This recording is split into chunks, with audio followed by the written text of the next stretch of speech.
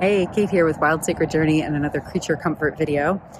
So, um, so I want to tell you a little bit of a funny story.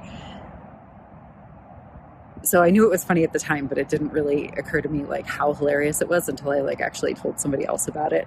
And it's like, oh yeah, this is really funny. So for sort of a solstice New Year ritual this year, I was playing around with the tradition, which I actually first heard about from Glasgow Witch, the Glasgow Witch on Instagram,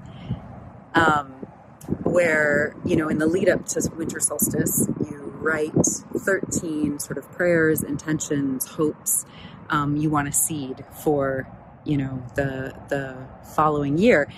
And then once solstice happens, after solstice, you burn one a night for 12 nights. And then the 13th is the one, you don't look at which ones you're burning. You fold them all up, pick one at random each night. And the 13th, and the idea with the burning them then is that you're releasing them to the universe for their support, the universe, the holy, the gods and goddesses, the ancestors, however you conceive of the unseen world, right? You release it to the universe for those to be in the universe's hands to kind of take care of. And the 13th is the one that's yours to mind for the year. And so I burned my 12, and the one that was left at the end was the one where I was talking about how supported I was. So it just cracks me up that those little mofos, the universe, whatever, that the one they left me with was the one where I was, intending to feel how supported I was in my life, that I wasn't having to do everything myself. So that's the one I'm supposed to mind this year, somehow. Support is back being my business.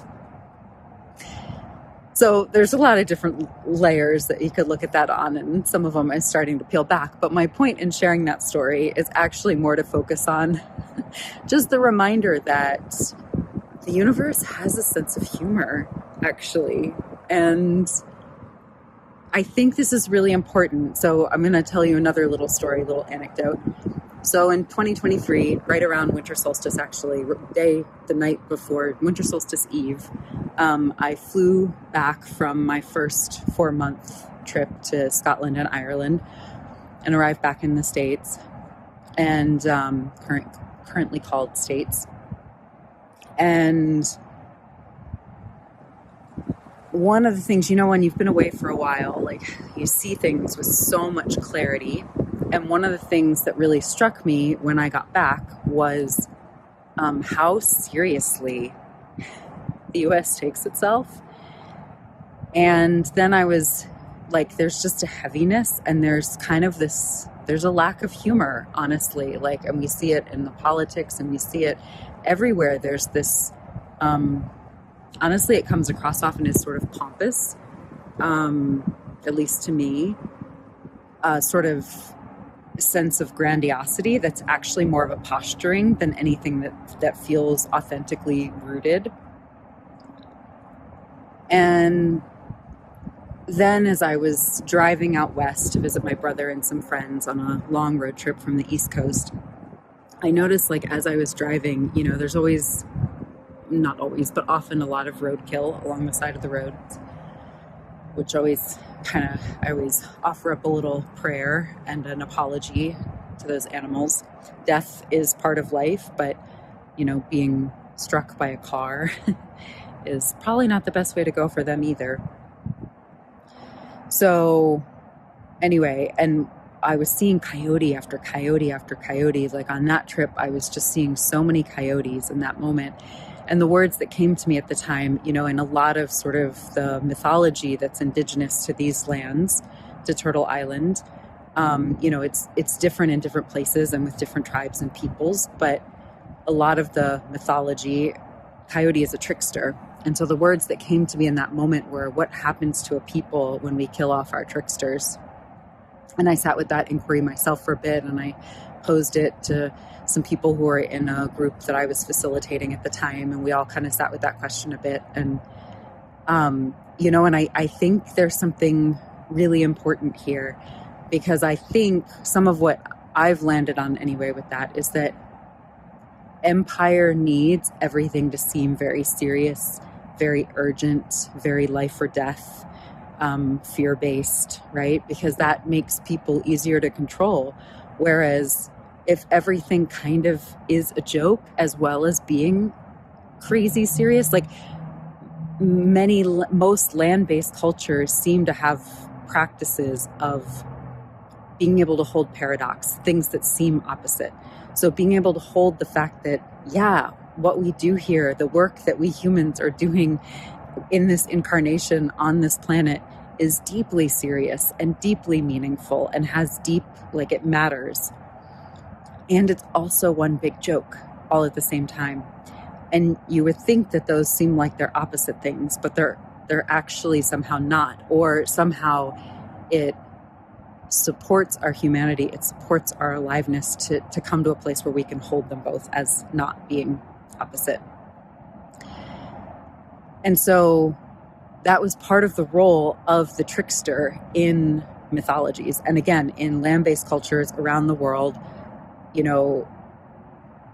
pretty much every mythology has some form of a trickster character. And so, and there was something about, the tricksters keeping things unsettled enough that aliveness keeps happening.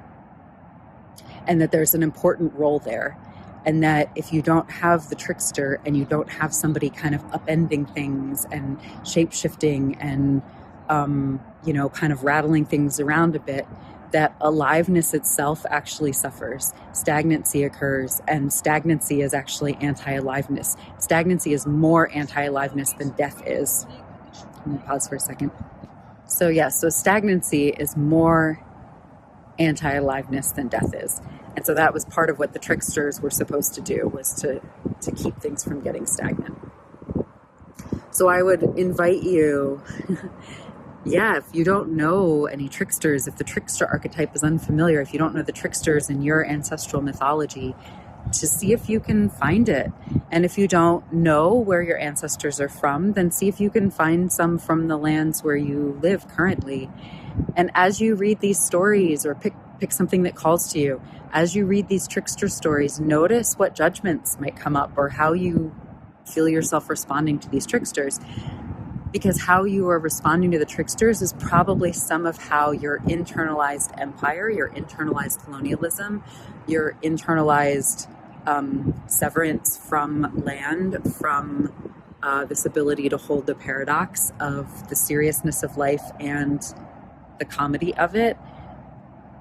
Like, that's, how you respond to the trickster is going to show you where your internalized conditionings, hang-ups, maybe even are around the way that aliveness then is, or an aspect of aliveness is trying to express itself through you. So that would be my little hot tip. So feel free to let me know what you think. And I look forward to seeing you next time on a walk or somehow outside.